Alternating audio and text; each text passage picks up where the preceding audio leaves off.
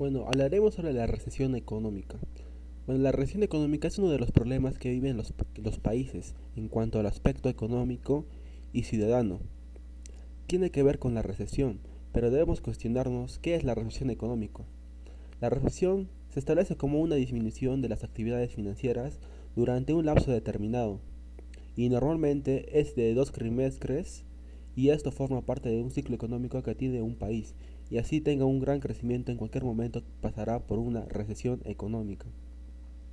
Esta suele generar una gran preocupación en la población, ya que sus ingresos van disminuyendo constantemente y así los sectores financieros no mantienen su producción y esto se convierte en una cadena que no acaba, pues los niveles de consumo bajan y las empresas ya no pueden mantener su estructura y el personal laboral disminuye, quedando mucha gente desempleada.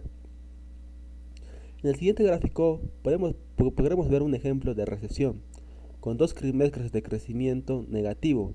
Si el crecimiento negativo continuase, se trataría de una recesión económica más alargada en el tiempo, y sin embargo, si el crecimiento negativo se produjese solo durante un trimestre, no podríamos considerar oficialmente ese decrecimiento como una recesión económica.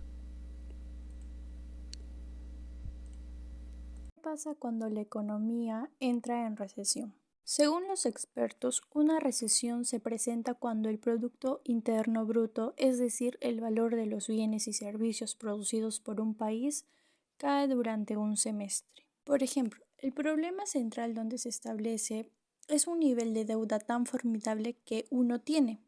Ese nivel de deuda que, por ejemplo, lo has hecho durante el acumulado de 30 años, se debilita. También se puede decir que uno de los pilares centrales que tiene Estados Unidos es el dólar.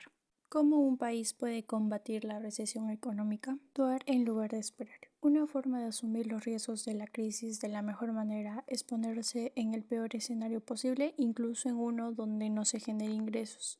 Atención en la liquidez.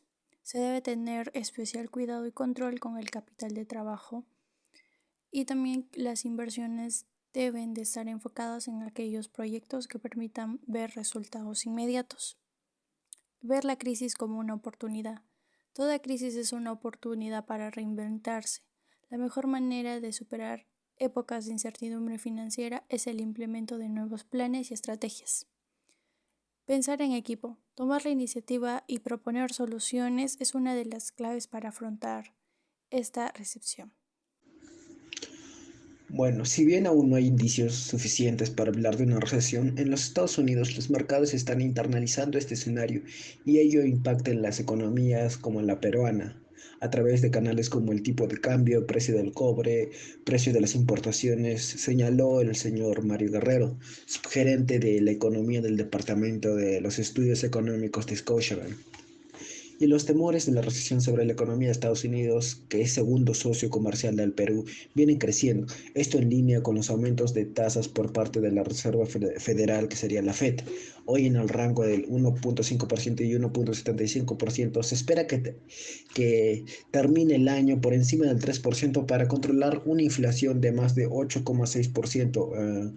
Que fue en mayo, máxima en 4 décadas, y una proyección de crecimiento cada vez más baja según el Banco Mundial, no, que redujo su proyección del 3,7 al 2,5% y la de la Fed del 2,8 al 1,7%. Y cabe resaltar que según el gerente del área de los estudios económicos del BCP, Carlos Prieto, señaló que la desaceleración de los socios comerciales del Perú es uno de los factores que determinará la desaceleración del Producto Bruto Interno, o sea, el PBI, en la segunda parte del año del crecimiento, en un 1,6% en el segundo semestre.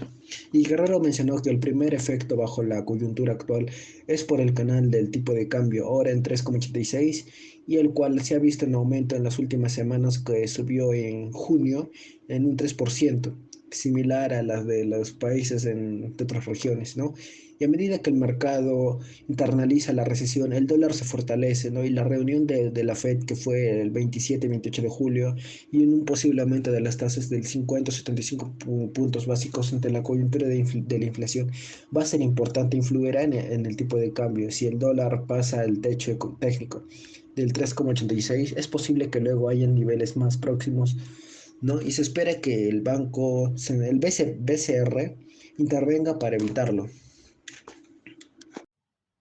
Una recesión se da cuando un país tiene dos contracciones en trimestres seguidos de su Producto Bruto Interno.